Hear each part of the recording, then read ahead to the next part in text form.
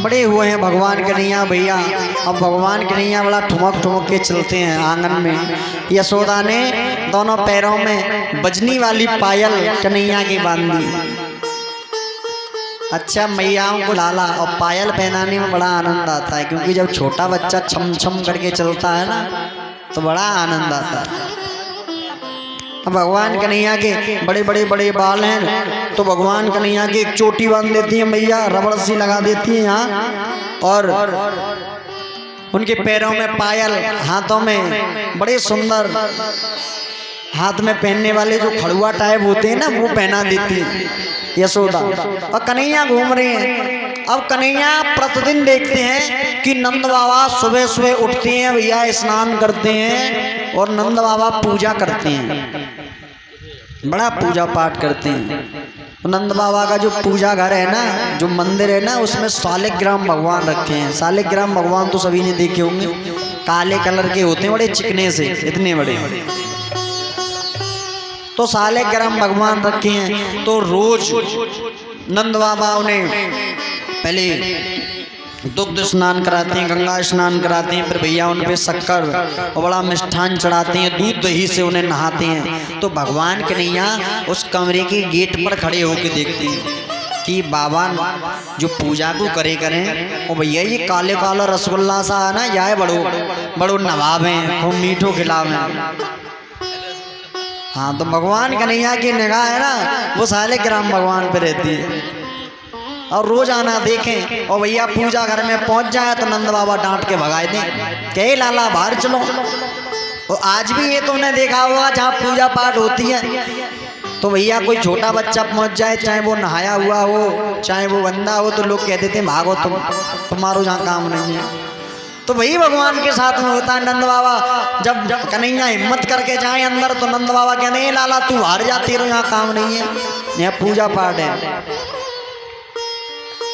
रोज कन्हैया देखें तो नंद बाबा रोज इसी प्रकार से शालिग्राम की बड़ी सेवा करें। एक दिन भगवान कन्हैया ने करी आज मौको देख के जाऊंगा, ऐसे नहीं। तो नंद बाबा स्नान करके गए और नंद बाबा ने बड़ा आसन लगाया और भैया शालिग्राम भगवान को गंगा स्नान कराया, फिर दुग्ध स्नान कराया, दूध दही शक्कर मिष्ठानों से बड़ा भोग लगाया। और रोज उन्हें दही स्नान कराते हैं, रोज मिष्ठान से स्नान कराते हैं। उसके बाद में भजन करने बैठ गए। तो कुछ लोग जब भजन करते हैं ना तो अपने सर पर कपड़ा डाल लेते हैं, संत लोग ज्यादातर। हमारे परम पूज्य गुरुदेव हैं वो भी अपने सर पर कपड़ा डाल लेते हैं, इससे थोड़ा ध्यान वंचित नहीं होता है कपड़ा। तो नंद बाबा भी अपने सर पर कपड़ा बांध लेते हैं व्हाइट कलर का, सफेद, और भैया भजन करने को बैठ जाते हैं। अब कन्हैया ने सोची जो अच्छो मौको है, नंद बाबा तो भजन में लगे अभी मैं देख लूं। तो भगवान कन्हैया छम छम करते हुए नंद बाबा के बराबर से आ गए और फिर सोचने लगे शालिग्राम भगवान रखे हैं कि बाबा बड़ो जाए, दूध से स्नान करावे भैया, मीठे से स्नान करावे, दही से स्नान करावे, तो ई मारो रसगुल्ला तो बड़ो मीठो है। तो भगवान कन्हैया ने मौका देखा और चारों तरफ को देखो कि कोई नहीं है, तो भगवान कन्हैया ने शालिग्राम भगवान को उठायो और अपने मुंह में रख लियो। शालिग्राम को मुंह में रख लिया। अब भैया जैसे ही मुंह में रखो नंद बाबा ने देखे कि लागे मोह लगे लाला आ गए। तो पूजा से जब उठे और देखा तो भगवान कन्हैया बराबर में बैठे हैं, मुंह में शालिग्राम भगवान है तो मुंह फूल के बड़ा गुफ्फा सा हो गया कन्हैया का। अब नंद बाबा की निगाह सामने गई तो बोले लाला, अरे यशोदा दौड़ के आई हो, यहाँ से कोई शालिग्राम में ले गए हो।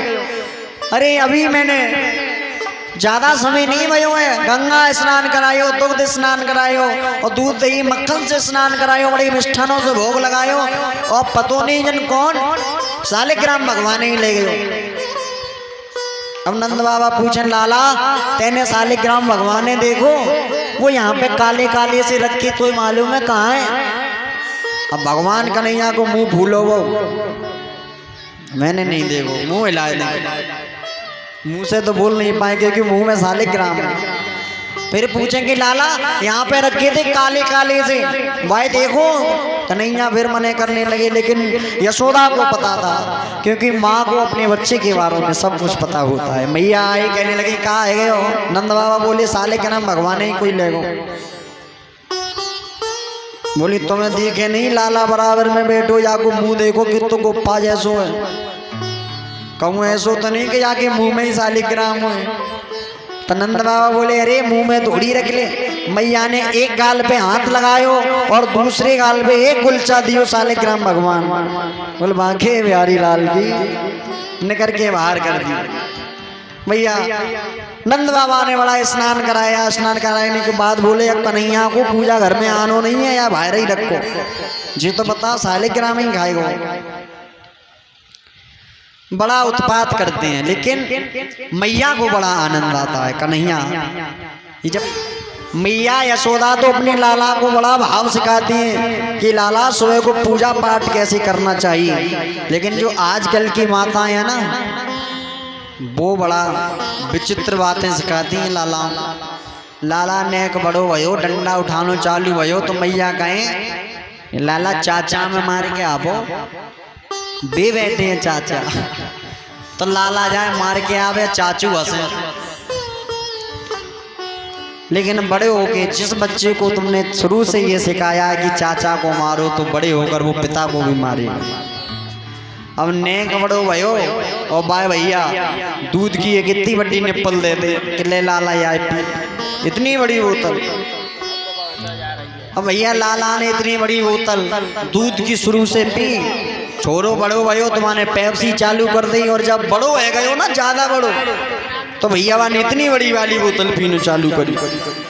अब जिसने शुरू से बोतल पी हो तो वो तो बोतल ही पिए हो। ये आजकल की माता।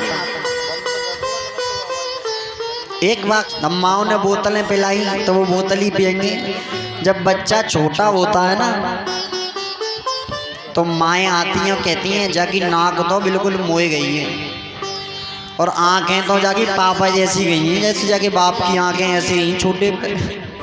ये माएँ कहती हैं। जो लाला की दादी हो ना, वो आई कह रही जाकी उंगली तो कोई नहीं मालूम है, यही पापा की उंगली ऐसे ही छोटे।